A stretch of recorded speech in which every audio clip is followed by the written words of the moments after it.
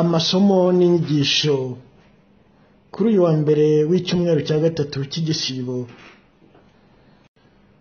Ayo masomo ni iryo mu gitabo cya kabiri cy'Abami, umutwe wa 5 umurongo wa 1 kugera kwa 15. Zaburi ni ya 42 41 mu dukubo, umurongo wa 2 n'uwa 3, ni ya 43 42 mu dukubo, umurongo wa 3 n'uwa 4. Ivanjili ya Luka umutwe wa 4 umurongo wa 24 kugera kwa 30. Isomo ryo mu gitabo cya kabiri cy'Abami. Nahamani umugaba w'ingabo z'umwami wa Aramu yari umuntu wemerwa cyane na shebuja, ari umutoni we, kuko ari Uhoraho yakoresheje agaharamu gutsinda. Ariko uwo mugabo w'intwari yari umubembe. Umunsi umwe Abaramu bari bateye mu gihugu cya Isiraheli bagiye kunyaga, bahavana umwana w'umukobwa ari imbohe, bamushyira umugore wa Nahamani amugira umuja we. Abwira nyirabuja ati, yewe yaba databuja yashoboraga gusanga umuhanuzi w'i Samariya, nta kabuza yamukiza ibibembe bye. Nahamani ajya kumenyesha shebuja amagambo umukobwa waturutse mu gihugu cya Isiraheli yavuze. Umwami wa Aramu aramubwira ati, genda, ndandikira umwami wa Isiraheli baruwa. Nahamani aragenda ajyana amatarenta 10 ya feza, amasikeli 600 ya zahabu, n'imyambaro 10 yo kujya ahindura. Ashyikiriza umwami wa Isiraheli urwandiko rwavugaga ngo, mu gihe urwandiko ruzaba rukugezeho, uzamenye ko nkoherereje umugaragu wanjye Nahamani kugira ngo umukize ibibembe arwaye. Umwami amaze gusoma urwo rwandiko ashishimura imyambaro ye avuga ati, ese ndi Imana yica kandi igakiza, kubona uriya mugabo anyohereza umuntu ngo muvure ibibembe? Nimumenye neza kandi mubirebe, arashaka kunyendereza. Elisha umuntu w'Imana amaze kumenya ko umwami wa Isiraheli yashishimuye imyambaro ye, amutumaho agira ati, niki cyatumye ushishimura imyambaro yawe? Nyoherereza Nahamani uwo, maze azamenye ko muri Isiraheli hari umuhanuzi. Nahamani yazana n'amafarasi ye n'igare rye, maze ahagarara mu muryango w'inzu ya Elisha. Elisha amutumaho umuntu wo kumubwira ngo, genda wiyuhagire muri Yorodani inshuro ndwi, uri busubirane umubiri mutaraga, maze ukiri ibibembe. Nahamani ararakara agenda avuga ati, nibwiraga ko ari busohoke akajya ahagaragara, maze akambaza izina ry'Uhoraho Imana ye, agashyira ikiganza cye aharwaye akankiza ibibembe. Ese imigezi y'i Damasi, ariyo Ebana na Paripari, ntitambutse kure amazi yose ya Isiraheli? Sinashoboraga se kwiyuhagiramo ngakira? Arahindukira agenda arakaye. Abagaragu baramusanga bamubwira bati, mubyeyi, yaba umuhanuzi yagutegetse gukora ikintu gikomeye, ntuba wagikoze? Ntanswe kukubwira ngo genda wiyuhagire urakira? Nuko Nahamani aramanuka ajya kuri Yorodani, yibira mu mazi inshuro ndwi, nk'uko yabitegetswe n'umuntu w'Imana. umubiri we uhinduka nk'uw'umwana muto maze akira ibibembe. Na Hamani asubira ku muntu w'Imana, abantu be bamushagaye.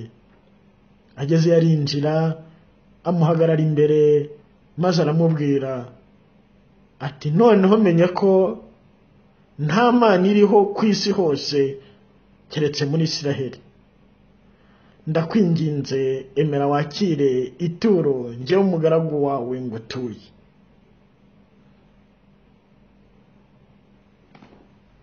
Iryo ni ijambo ry'Imana.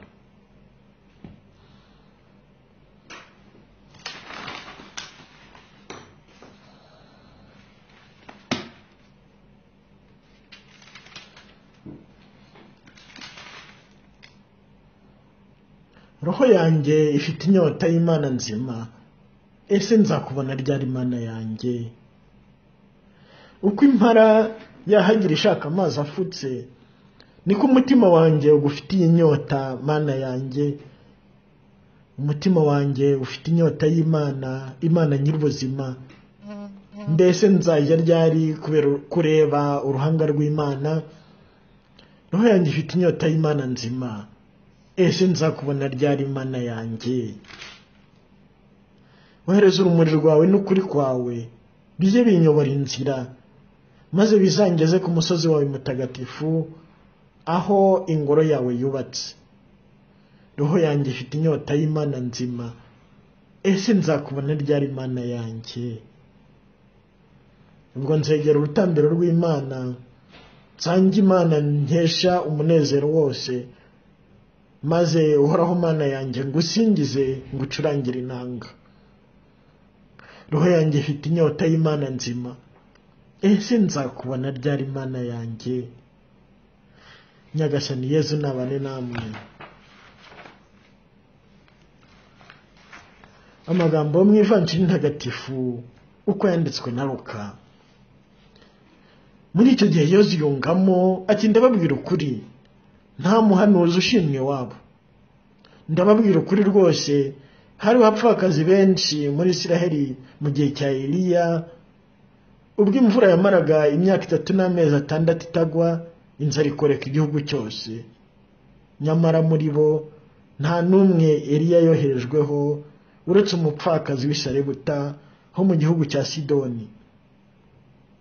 Hari kandi n'ababembe benshi muri Isiraheli mu gihe cy'umuhanuzi Elisha. Nyamara muri bo nta n'umwe wakijijwe uretse na Hamani w'Umusiriya. Abari mu isengero bumvise ayo magambo bose barabisha. Nuko bahagurukira icyarimwe, bamusohora mu mujyi wabo, bamujyana hejuru y'imanga y'umusozi umujyi wabo wari wubatseho, bagira ngo bahamurohe. Nyamara Yezu we abanyura hagati arigendera. Iyo ni Ivanjili ntagatifu. Yezu Kristo akuzwe. Yezu rero aje dusanga mu rugendo rugana Pasika ye, kugira ngo akomeze adutagatifurishe impuhwe ze.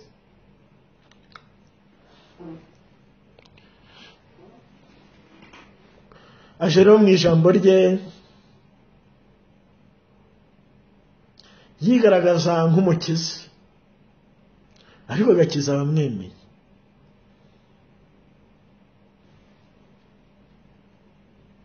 Agakiza abamusanze, agashyikiza abamukeneye.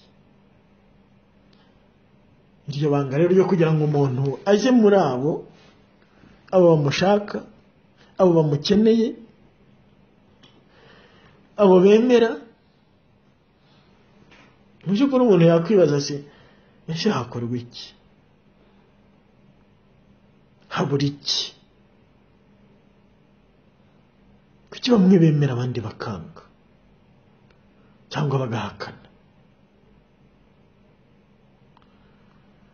Ngira ngo Ivanjili nyine nk'uko Yezu abivuga, mu gihe cy'umuhanuzi Eliya hari ababembe benshi, nako mu gihe cy'umuhanuzi Eliya hari abashonji benshi, ariko uhoraho atubura ifunguro ry'umwe.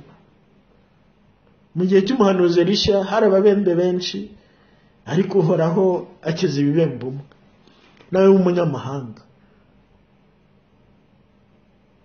Ese nuko ububasha bw'Uhoraho butabakizaga cyangwa butari buhari? Oya, ikibazo kiri hehe? Kunangira umutima, kutemera. Ngira ngo biragaragara no mu isomo rya mbere uburyo Nahamani yakoze urugendo rwo kwemera. Gusanga Yesu ni ugukora urugendo rwo kwemera uwo nyine ugukiza igihe ashakiye nuko ashaka.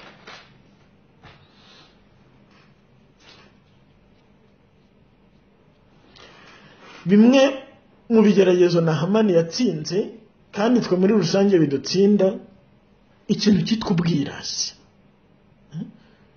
guhinyura, gupinga ibintu bijyanye no kwicisha bugufi, cyangwa se ibintu byoroheje, ibintu by'ubusabusa Yesu we yifashisha kugira ngo adukize. Nahamani we yateze amatwi imbohe, umukobwa nyine w'umuja wari umucakara. Atari ko mwari muzi ko muri Isiraheli hari umuhanuzi? Ijambo ry'umucakara bararyumva. Nahamani ajya kureba sebuja. Ntabwo yarangirije aho kumva abaciye bugufi gusa, nanone igihe yikubise ngo aragiye, barongeye bamugira inama batari ko se burya kuko biragoye, wagiye ukibiramo 7 bihagutwara iki? N'umwami kandi wa Isiraheli akimara kubona ibiriya baruwa nawe yuzuye uburakari bw'ubusa, nibwo yumvise ijwi navuga ry'umugaragu wa Nyagasani Uhoraho, ariko wari uciye bugufi ye mu byerekeranye n'ubutegetsi, mu byerekeranye n'intera za politike, kuko umuhanuzi nta bubasha yabaga afite ku mitegekere, ku miyoborere ya Isiraheli. Ariko ijambo rye umwami yararyumvise. Aho ngaho rero navuga ni hari ikintu gikomeye umuntu w'umukristo agomba kumenya gutega abandi amatwi, cyane cyane abantu baciye bugufi. Roho Mutagatifu ashobora kuri we kubiboneshwa amaso y'abantu, kuko imbere ya Nyagasani muri twe twese ntawe uzi umukuru wari we. Nyagasani yafashe umwana aba ari we avuga ati dore hubwo uyu niwe mukuru, ati ko basa nawe bazinjira mu ngoma y'ijuru. None rero abo bantu baciye bugufi babana nawe, hari amagambo Roho Mutagatifu ashobora kuyanyuzaho, ashobora kugukiza, agakiza n'abandi benshi. Ariko kubera wenda ubwirasi bwawe, ibyo bavuze se bariya abaturage bariya buriya yavuga ijambo rigakiza abantu.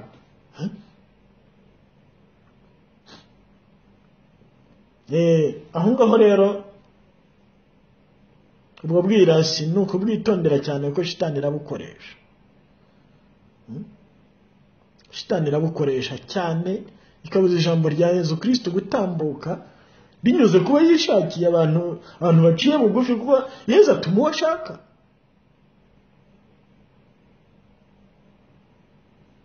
Yesu ntatuma wenda bakeka ko ari bo babikwiriye, atuma abashaka gutuma.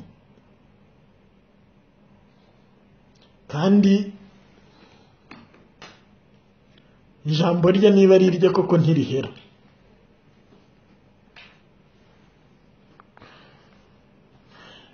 Tumenye rero gutega amatwi y'Abanyagasani atunyuzaho ubutumwa butugenewe, anyuzaho ubutumwa butugenewe, atwohereza ubutumwa abakoresheje. Hasi nshaka kuvuga bya bindi byo guhanura, kuko byo bikwiye kwitonderwa, ahubwo kugira inama mu bintu bisanzwe, ingabire y'ubujyanama. Hari abantu rero batumva ko kugisha inama hari icyo bimaze. kubera ubwirasi bwateye mu bantu, bagafata ibyemezo bihubutse kandi baramutse bagishije inama byagirira akamaro bo ubwabo bikagirira akamaro n'abandi benshi, cyangwa bakagisha inama babibwira ko ari abantu bakomeye kandi mu by'ukuri nta iyo ngabire y'ubujyanama ntayo bafite,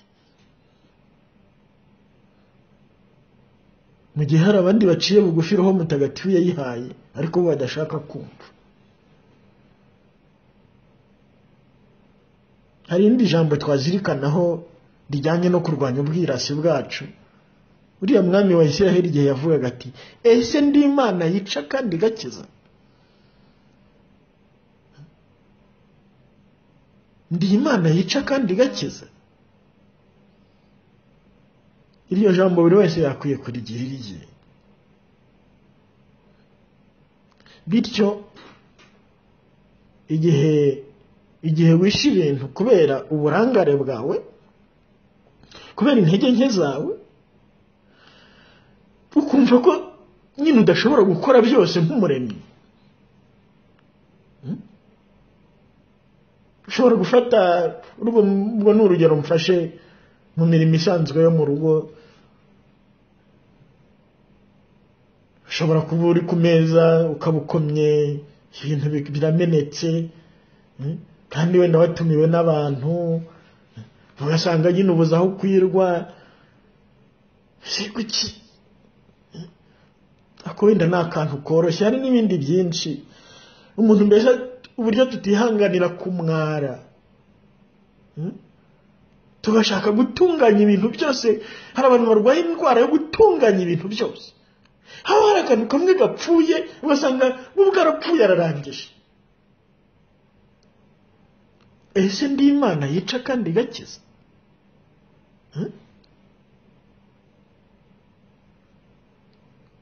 Ijambo nka rya rindi dukunze kenshi kuvuga umuntu abwira undi ati ntacyo uzamburana, ntacyo uzamburana. Ese uri Imana yica kandi igakiza? Ntacyo azakuburana.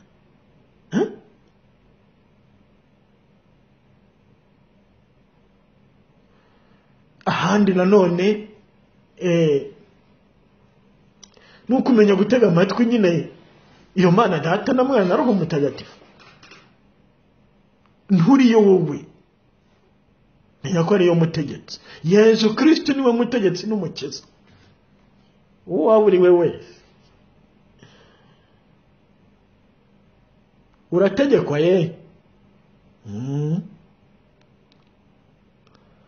urategekwa. Uyu munsi wenda ntubizi, ariko igihe kizagera ubimenye. Hari umuntu ushobora kugufatira icyemezo kandi wowe udashobora guhindura. Wowe niwe mutegetsi, umutegetsi w'abategetsi. Umutegeka wacu ni umwe, umwana w'ikinege w'Imana, nk'uko tubivuga mu kwemera kwacu. Ushobora kukubwira ngo pfa ugapfa, baho ukabaho.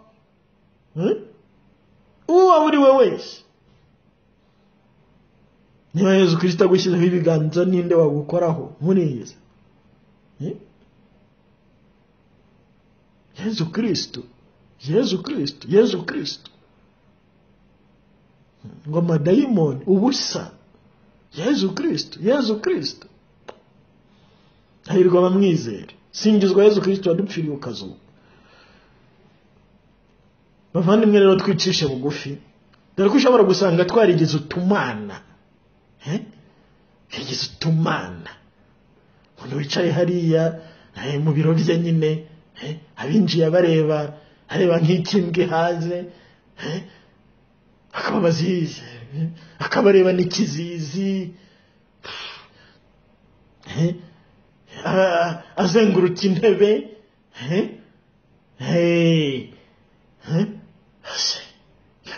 Turi iki mu by'ukuri twebwe abantu ku buryo umuntu asuzugura undi? Ibyo rero byose siniriwe mvuga ngo aho wicaye ejo hazaba hicaye undi, kuko ibyo ngibyo wowe ubwawe urabizi. None se icyo gihe gitoya ufite bya byose icyo gihe gifite aho kigarukiye ufite, wagikoresheje uhesha Yezu Kristo ikuzo, wakira nabe urukundo ko ari we wagushyize aho ngaho. ubwo ntituvuze ibyo mu rugo koko Nyagasani Yezu gushingira urugo ubuze abawe amahoro, ubabuze kurya no kunywa, ubabuze gupfuna no kwitsamura. ibyo mu bwiherero siniriwe mbivuga. kubuza abantu amahoro kuba ipfa na ruguru. watanze urugo rwawe amahoro mubyeyi, niko mama wahaye abana amahoro, papa wahaye abana amahoro, musore wahaye abavandimwe bawe amahoro, yewe nkumi wahaye abavandimwe bawe amahoro, niko mwana wahaye iwanyu amahoro, amahoro ya Kristo. waretse kubuza abandi amahoro, tanga amahoro ya Yezu Kristo, na yakiru yatanga, kira amahoro ya Kristo nawe uyatange. habo mukorana amahoro. cyangwa umuntu yabujije abandi amahoro mu kazi, cyangwa se mu murima ugasanga niwe utema imirima y'abandi, akurura yerekeza ku bwe. wahaye abandi amahoro, wakoze byose mu izina rya Yezu. ese ndi Imana yica kandi gakiza?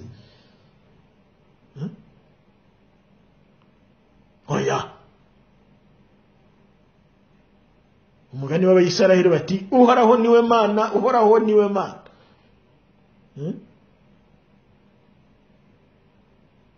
Yezu Kristo niwe mutegetsi n'umukiza rukumbi. twebwe abakristo tukavuga gutyo. Yezu Kristo nuhoraho, Yezu Kristo azambeshaho. sinshoboye kwibeshaho. ubuzima bwanjye niwe, ni ndenzero kuri n'ubugingo. yebo bwirashye rero ni ikigeragezo gikomeye, kandi cyari kigiye gutsinda Nahamani. ati koko ayo mazi se y'ubusabusa muri Siriya ntihari amazi menshi? kutemera utumenyetso dutoya Yezu ashaka kudukiriza ngo bagutera agatonya nk'akamazi ku gahanga rero ngo kizibyaha. oya ngwino tukwinike di. dumburi se amazi se niyakiza? ko hakiza Yezu Kristo na Roho we Mutagatifu. kabone naho cyaba igitonyanga gipfa kuba kikujugunyweho mu izina rya Data na Mwana na Roho Mutagatifu, wabatijwe. ni amazi se abateza?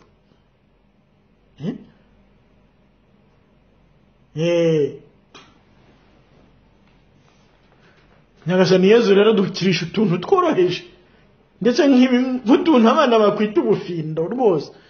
ako gatonyanga k'amazi kakuguyeho, ariko mu izina rya Data na Mwana na Roho Mutagatifu, urabatijwe.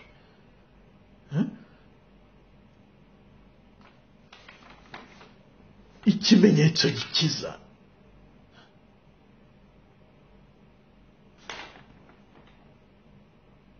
ubwo ngubwo Yezu ati icara imbere y'umuntu nkubabarira ibyaha, mubwira ibyaha byawe njye ndagukiza. mbwira umuntu ibyaha byanjye. Mana njyewe nzakwibwirira Mana. nta bantu dukeneye bo tuvuga rimwe, Imana yacu ikatubabarira. ariko ibyo bitaniye he no kwireshyeshya niyo Mana yanyura? ariko bakwemeye mu gaca bugufi, ikabashyikirisha kiliziya, ikabakiriza muri kiliziya. kwicara imbere y'uwo muntu nyine, wenda witumurira agatabi, dore ko unywa itabi wese simvuze ngo rimunukaho data, singiye gutuka itabi ry'abandi nuko agendana agahumuro karyo. genda wicara aho ngaho murisangireho gatoya kuri iyo mpumuro, ariko nyagasani Yezu muzahahurira azaba ahagukiriza ibyo byaha. Hebwo ndashaka kuvuga nyine intege nke z'abantu buri wese agendana, buri wese ariko muri uwo muntu w'umunyantege nkeya, muri umuntu nawe ukeneye umwuka, nawe urimo guhumeka kugira ngo abeho, Yezu Kristo akuramburiraho ibiganza muri penitensi akagukiza ibyaha. Ndavuga imbere y'umusaseredoti. Ibyo ngibyo byanga nkandi, ubwo si ubwirasi, hari ikindi cyangwa se ukajyayo ntuvuge ibyaha byawe nyine urimo katakata unyura hirya wavuze icyaha cyawe uko kiri ukakirandurana n'imizi yawe washyira hariya maze Yezu akagukiza.